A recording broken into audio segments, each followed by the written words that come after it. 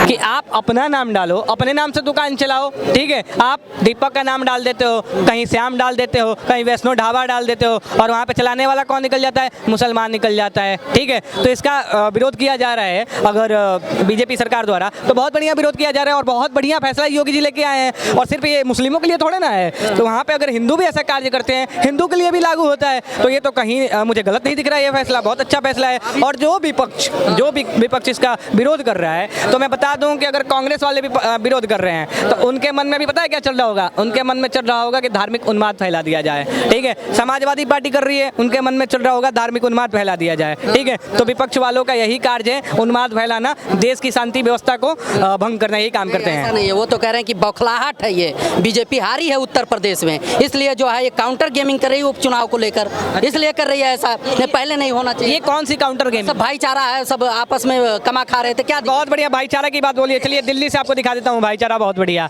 ये इंदर लोक है, ठीक है।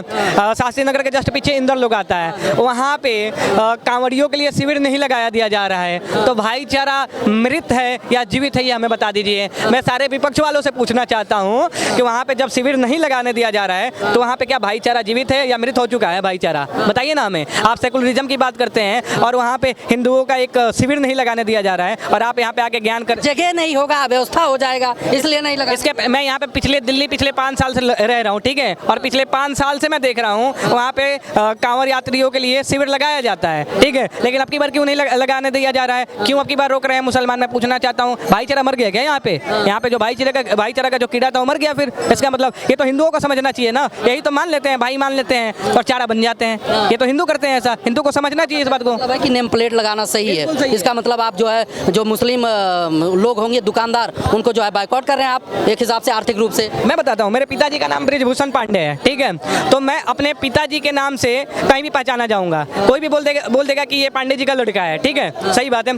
अब मैं पूछना चाहता हूँ, जो नहीं लगा रहे हैं, मैं उनसे पूछना चाहता हूँ, डीएनए में खोट होगा या तो बाप का नाम पता नहीं होगा, ठीक है, इसलिए तो अपना नाम प्लेट नहीं लगा रहे हैं। अगर डीएनए में खोट नहीं होता तो लगा देते, हो सकता है कि उनको नहीं। वो कह रहे हैं आखिर सुप्रीम कोर्ट ने कहा कि आखिर आधार क्या है भाई, फायदा क्या है आपका नाम प्लेट लगाने से? कोई फायदा तो बताइए।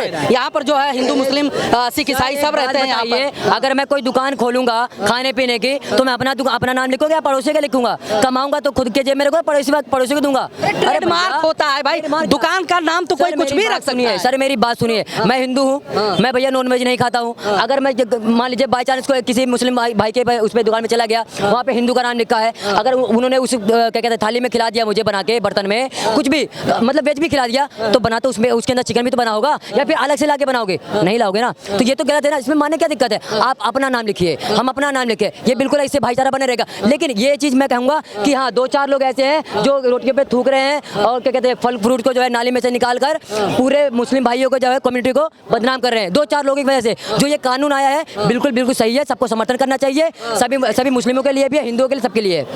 सर देखिए ये आस्था की बात है, जैसे मुस्लिम भाई हैं जैसे हिंदू भाई हैं, मुस्लिम भाइयों को इसका समर्थन करना चाहिए, हिंदू भाई भी कर रहे हैं। आस्था की बात है, इसमें ये नहीं चाहते जैसे जितने भी कावड़ वाले हैं जा रहे हैं, मुस्लिम भाई जितने भी चाहेंगे, वो भी मुस्लिम भाई भी चाहेंगे कि जितने भी कावड़ यात्रा हैं वो उनका पवित्रता खराब ना हो, इसलिए वो सपोर्ट करना चाहते हैं। हाँ। अपने हिसाब से सुप्रीम कोर्ट ने रीजन पूछा, उसमें मैं बता रहा हूँ। सुप्रीम कोर्ट से मैं सवाल करना चाहता हूँ, जिस समय श्री रामचंद्र को टेंट में रखा जा रहा था, उस समय डेट पे डेट मिल रहे थे हिंदू पक्ष को, उस समय पे सुप्रीम कोर्ट कहाँ था?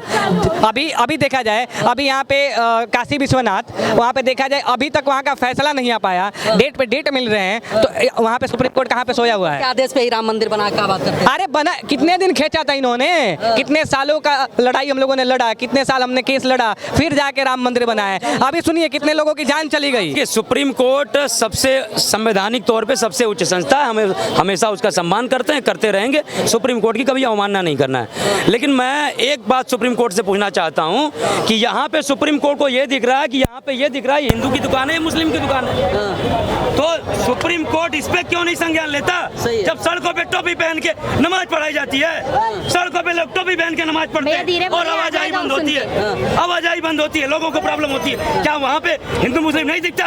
ये दिखता है ना, ये मुस्लिम बैठे हुए हैं और ये हिंदू जा रहे हैं, और ये क्यों टोपी पहन के नमाज पढ़वाने की? सुप्रीम कोर्ट को इस पे भी संज्ञान लेना चाहिए।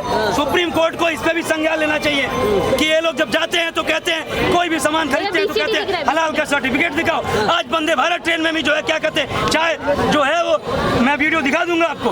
चाय पे जो है वो हलाल का जो है सर्टिफिकेट लिखा बिक रहा है। ये किसका क्या मतलब है?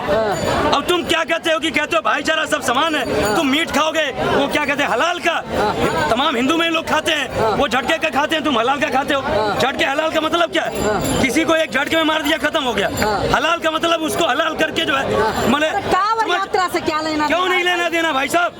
क्यों नहीं ले देना है? जहाँ से मिलेगी मलाई, जहाँ से भी मिलेगी मलाई बस खाएंगे, बाकी नाम नहीं बताएंगे। बाकी मतलब जो है हमारे जिस देवी देवता का तुम अपमान करते हो, कभी उनको श्रद्धा से उनका नाम नहीं लेते हो, उसके बाद क्या कहते हैं पैसा कमाने के लिए उनको जो है उनका उपयोग कर रहे हो। क्यों लिखते हो भोलेनाथ ढाबा? क्यों देवी देवता की मूर्ति लगाते हो जब उनको प्रणाम नहीं करना है, उनकी पूजा नहीं करना है? और उसके बाद पैसे के लिए जो है तुम ढोंग रच रहे हो, स्वांग रच रहे हो। तुम अपने बाप की नाम बताने में क्यों शर्म आती है? हमें तो गर्व होता है अपने पिता का नाम बताने में, हमें गर्व होता है अपना नाम बताने में, और अपना नाम बताने में किसी को भी शर्म नहीं आनी चाहिए। यहाँ पे कोई हिंदू मुस्लिम की बात नहीं। सब बताता था, सब ठीक था, सब कुछ ठीक ठाक चल रहा था। लोकसभा चुनाव 2024 में हुई, उत्तर प्रदेश में जो है बीजेपी हारी और जो है उपचुनाव है सामने। विपक्ष का आरोप है कि धार्मिक उन्माद फैलाकर कोई उन्माद नहीं, यही अखिल ही उत्तर प्रदेश में समाजवादी पार्टी की सरकार थी। और आपको याद होगा इसी मुजफ्फरनगर में कितने बड़े दंगे हुए थे, और आप उसके बाद देख लीजिए योगी जी के शासन में एक भी दंगे नहीं हुए। लेकिन इसका सिर्फ एक कारण नहीं है मान्यवर, इसके 3-4 मुख्य कारण है। नेम प्लेट का आज जब से विपक्ष की सीटें बढ़ी है, इनके हौसले बढ़ गए। और इसी चुनाव में मैंने आपके चैनल पे बोला था कि मैंडेट आने से पहले क्या कहते हैं कि इन लोगों ने पूरी प्लानिंग बना ली थी 4 जून को दंगा करने की। लेकिन मोदी जी उस समय भाई कुछ भी था, कार्यवाहक प्रधानमंत्री थे, बड़े ही सूझबूझ से इसको रोकने का काम किया। और फिर इसके बाद भी ये लोग चाहते हैं कि उत्तर प्रदेश में जो भारतीय जनता पार्टी की सरकार है उसको बदनाम किया जाए, कोई कोर कसर नहीं छोड़ रहा है। ये लोग चाहते थे कि जो है दंगा करवाया जाए, 100% मैं आपको बता रहा हूँ। और इसका प्रिकॉशन लेने के लिए मोदी योगी जी ने कार्रवाई की। मैं ये कह रहा हूँ आपके चैनल पे कोई आ जाए और उल्ट पटंग बोल करके चला जाए, और मान लीजिए कल को आपने वीडियो डाल दिया, आपके ऊपर एक्शन लिया जाए, तो आपसे पूछा जाएगा ना बंदा कौन था। तो आपका फर्ज है ना, जैसे आपने मेरा नाम पूछा वैसे आप किसी का नाम पूछे, नाम बताओ, अपनी अभिव्यक्ति की आजादी दो। तो मैं ये कह रहा हूँ कल को बिना नाम बताए कोई कुछ झूठ पवाट बोल के चला जाए तो जिम्मेदारी किसकी होगी? आपकी होगी। लेकिन यदि आपने उसकी डिटेल ले ली तो आप जिम्मेदारी से मुक्त हो गए। वही हाल है। मैं ये नहीं कहता, तमाम ऐसे हिंदू में भी हैं कि जो हिंदुओं को भड़का करके दंगा कराने का काम करते हैं। अभी जो है जब मैंडेट आया था, आपने एक वीडियो वायरल हुआ था, देखा होगा, सूरमा लगा करके, टोपी पहन करके और हिंदुओं को गाली दे रहा था अयोध्या के लोगों को, तुम दोगले हो, ये है वो, तुम हिंदू। और बाद में जब उसकी तहकीकात हुई तो पता चला वो कहीं आगरे का है, वो हिंदू था लेकिन मुस्लिम बन करके हिंदुओं को भड़का रहा था। मैं ये नहीं कह रहा हूँ कि सिर्फ एक पक्ष है, हिंदुओं में भी हिंदुओं को भड़काने वाले और मुस्लिम में भी मुस्लिम को भड़काने वाले। योगी जी ने एक्शन इसलिए लिया कि कल को यदि कोई वारदात होती है तो उसकी तहकीकात की जा सके। नहीं, योगी जी ने एक्शन इसलिए लिया कि मौर्य जी दिल्ली पहुंच गए थे, कुर्सी खतरे में थी, उन्होंने जो है ये एक्शन लेकर सबको जो है एक तरफ ध्यान केंद्रित किया। आई किसकी मजाल जो छेड़ा दिलेर को और गर्दिश में घेर लेते हैं कुत्ते भी शेर को। यही योगी जी है, यही योगी जी है। मनोज सिन्हा का नाम फाइनल हो गया था, उनका बुला लिया था। योगी जी को कभी सत्ता का लोभ नहीं रहता, वो कर्मयोगी हैं। और लेकिन प्रभाव देखिए, रातों रात बुलाया गया और कुर्सी दी गई और दूसरी बार भी कुर्सी दी गई। ये सिर्फ और सिर्फ विपक्ष एक प्रोपेगेंडा फैला रहा है। हाँ, मैं ये मानता हूँ कि भारतीय जनता पार्टी में भी तमाम ऐसे लोग हैं, हर पार्टी में ऐसे लोग हैं जिनको सत्ता का लोभ है, लेकिन ये कारण नहीं है। इंसानियत का मतलब होता है एक दूसरे की आस्था का सम्मान करना। जो दूसरा कारण था, जैसे मान लीजिए जो भी कांवड़ यात्री हैं, जो भी भाई, आप देखते होंगे कितने तपस्या से, मतलब यदि टॉयलेट भी करते हैं ना तो टॉयलेट करने के बाद पहले पवित्र होते हैं फिर कांवड़ उठाते हैं। तो एक तप है, एक आस्था है। अब एक उदाहरण दे रहा हूँ, कल को कोई हिंदू भाई किसी भी दुकान पे गया, नाम नहीं है, उसके यहाँ से एक सामान लिया, खा लिया। कभी कभी शिविर में लोग 2 दिन रुक जाते हैं, फिर कोई जरूरत पड़ी, अब मान लीजिए उस दिन गया, सामान लाया, खा लिया।